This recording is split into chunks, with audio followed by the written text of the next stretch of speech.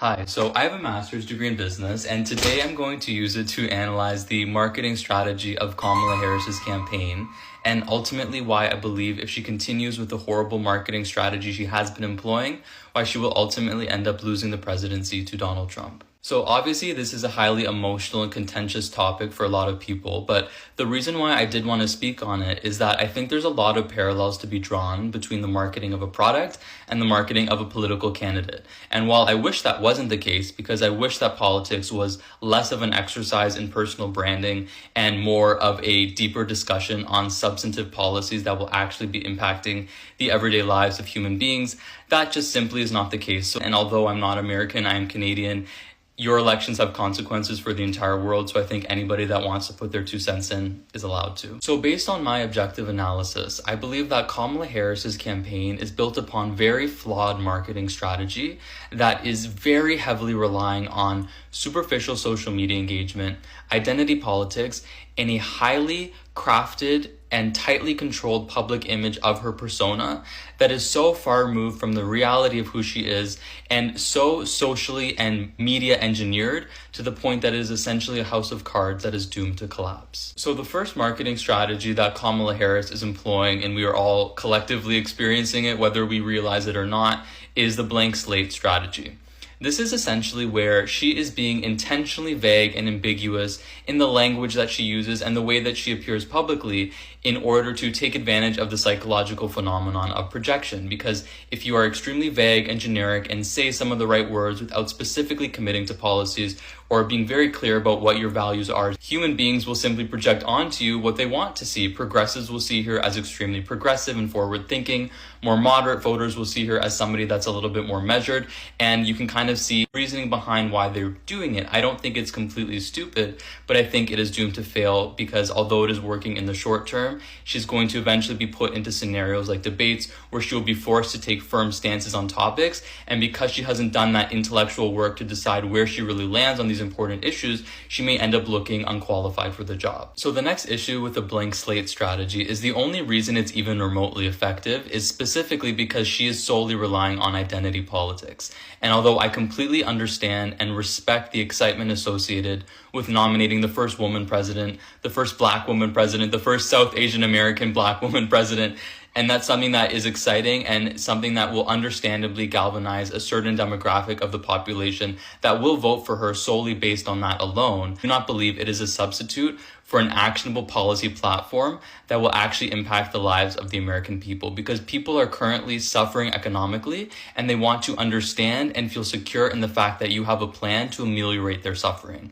So it seems like her campaign is relying on the sole fact that people will be so excited to vote for the first black woman that they will be willing to overlook the fact that she doesn't have a true vision for the country. I do not believe that is something that should be relied upon, especially in the context of the United States, where the election will be decided based upon tens of thousands of votes in specific swing states. And the other issue with this lack of a policy platform is it leaves her very vulnerable to attacks from Donald Trump, because they can project any image onto her that they want, and she has no reasonable way to articulate a defense to them because she doesn't really stand for anything. So the next issue that I have with the Kamala Harris campaign is they seem to be very heavily relying on social media engagement as well as celebrity endorsements to create this sort of image of widespread popularity. The issue with using social media as a way to evaluate the current success of the Kamala Harris campaign is that social media metrics can be extremely inflated and very misleading, because a huge demographic on TikTok, for example, are people under the age of 18. They will not be voting.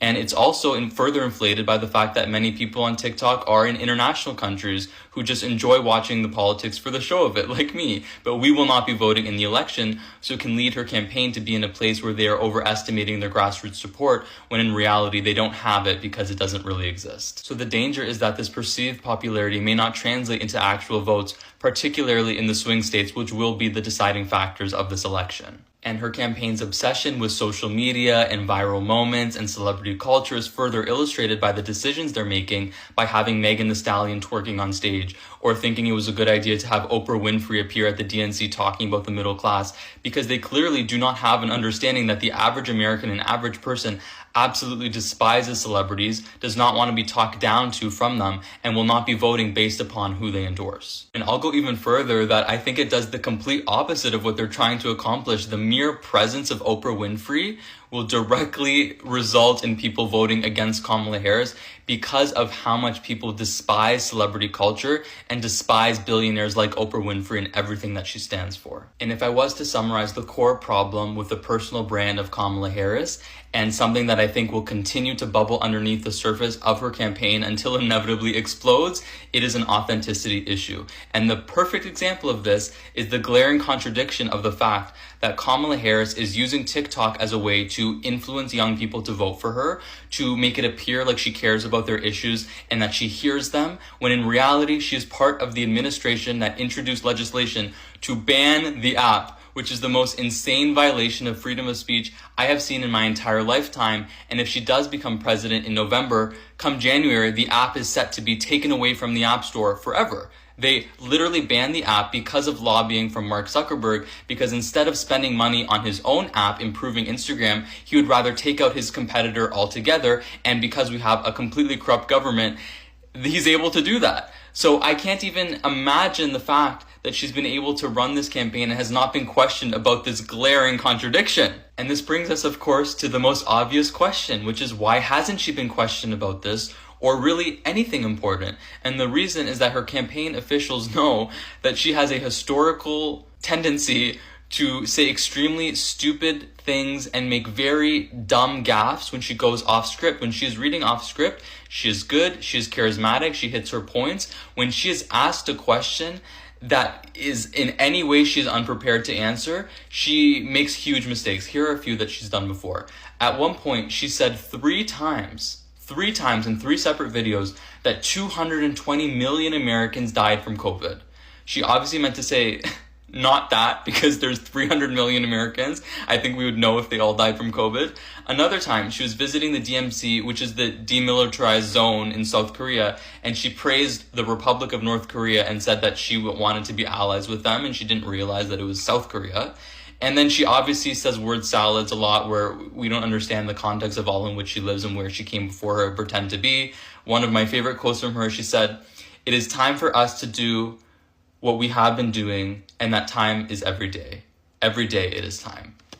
And this is just the reality. She is not good speaking off the cuff. She knows it, and her campaign knows it. If you need further proof, let's watch how she answered a very simple question on inflation. And also, what else are you going to do to fix this problem with inflation? All right, thank you.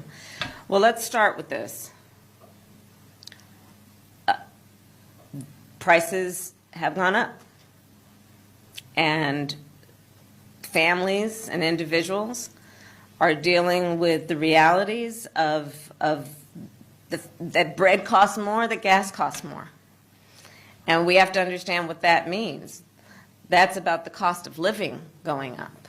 And the reason why I'm showing you this is so you understand the fragility of such a tightly controlled image when she is inevitably put into a high-pressure environment like a debate or an interview where she has to answer questions and she can't articulate herself. This crafted idea that she's an extremely competent person gets shattered immediately. So if Kamala Harris really wants to win this election, she needs to radically and quickly move away from the superficial, hollow rhetoric that she's been engaging in and put together a substantial policy platform and articulate a very clear vision that she has for the country. If she does, I not only think she will win the presidency, but all 3 branches of government, potentially laying the groundwork for actual transformational change. And if she doesn't, I think she will simply become a cautionary tale of someone who sought the highest office in the land without actually fully grasping the weight of its responsibilities. And she also has to sit down for some press interviews because it's making her look very entitled that she received the nomination not getting 1 vote and won't even talk to the American people directly when Donald Trump is.